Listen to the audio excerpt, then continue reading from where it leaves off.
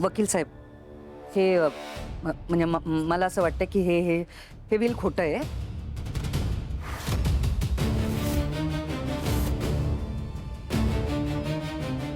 कारण दादासाहेबांनी जर का हे असं काही केलं असतं तर तर त्यांनी मला सांगितलं असतं.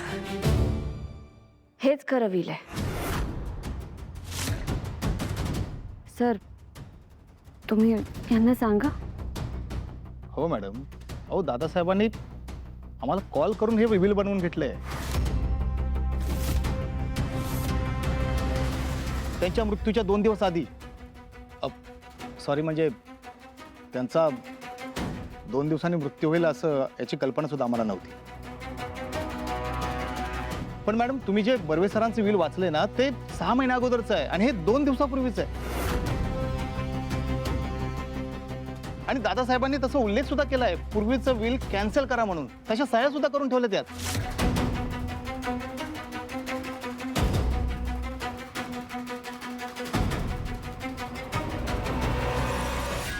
दादासाहेबांनी असा कुठलाही निर्णय घेतलेला नाहीये.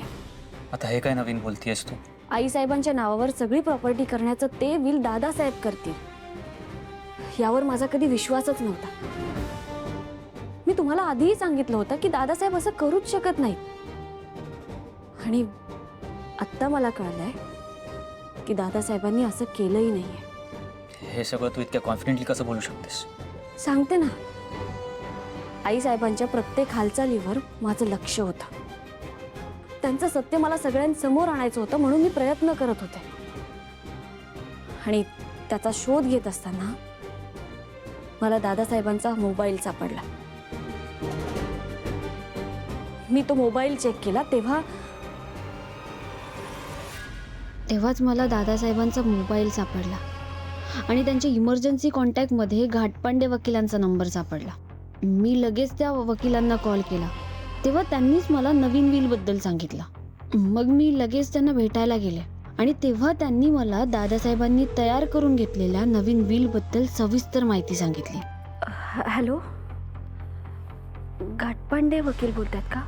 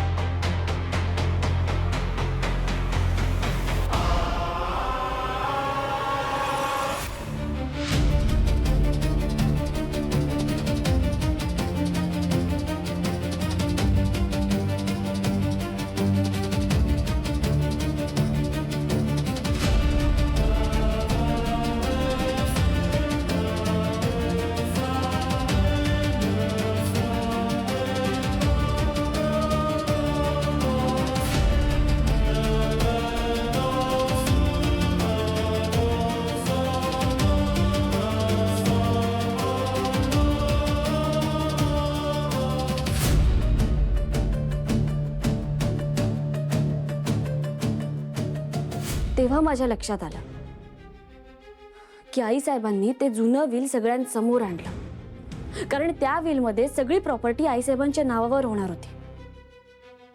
बाकी कोणाला काहीच मिळणार नव्हतं. अच्छा, असं आहे तर. हे कसं शक्य आहे? आणि बर्वे वकील असं का करतील? का शक्य नाहीये? आईसाहेब काळी जादू करू शकतात. वकिलांना संमोहित करू शकतात ते.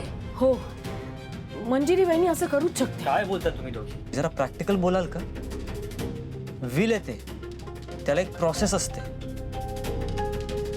ते इतक्या इझिली चेंज करता येत नाही. ठीक आहे, तुम्हाला माझ्यावर विश्वास नाहीये ना? नका ठेवू. काय आहे ते उद्या कळेलच तुम्हाला.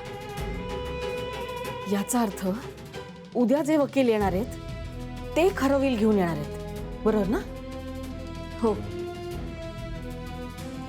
आणि हे आईसाहेबांना माहित नाहीये.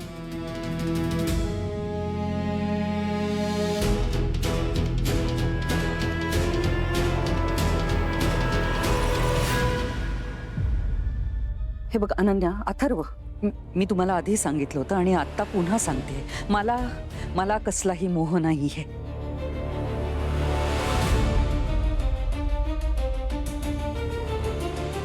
पण हे हे जे विल आहे ते खोटं आहे. आणि मी ते नाही स्वीकारू शकत. दादासाहेबांच्या अंतिम इच्छेचा अपमान केल्यासारखं आहे. हा, हे विल खरं आहे.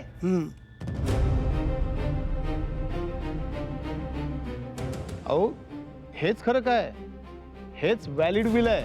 एक मिनिट, एक मिनिट थांबा जरा तुम्ही. हे दादासाहेब असं नाही करू शकत. तुम्ही खोटं बोलताय. हा, कोणी दिलेत पैसे तुम्हाला? सांगा मला, कोणी दिलेत पैसे? आई आई एक मिनिट थांब जरा, तू त्यांच्यावर असा आरोप नाही करू शकत. अनन्या थांब जरा. तुला नाही कळत काही? तू लहान आहेस. हा, हे अशी माणसं ना पैशांसाठी काही करू शकतात. मॅडम तुम्ही माझ्यावर आरोप करताय. मग खरं सांगा ना, सांगा ना खरं. हा,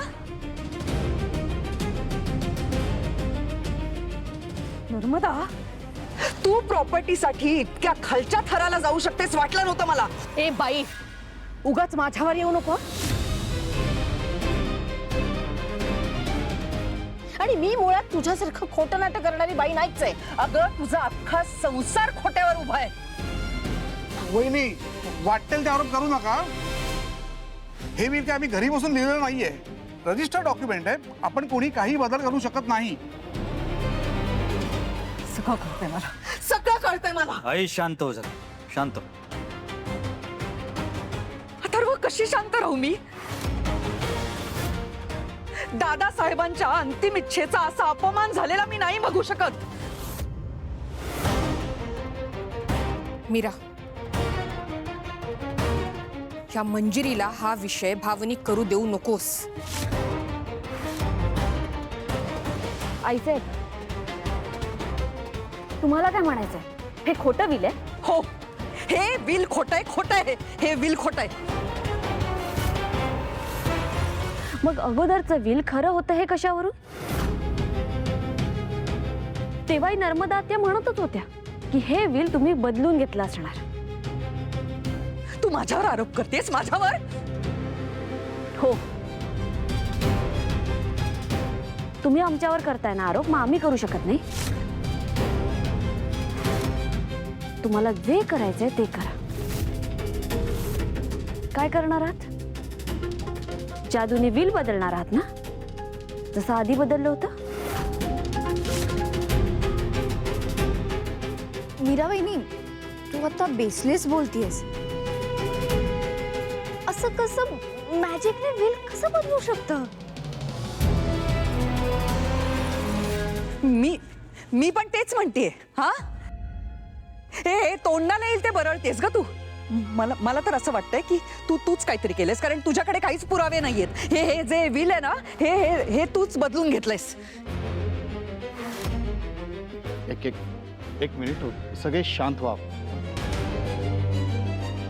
हे बघा, मला ऍक्च्युली तुमच्या भांडणाचा मुद्दाच कळत नाही.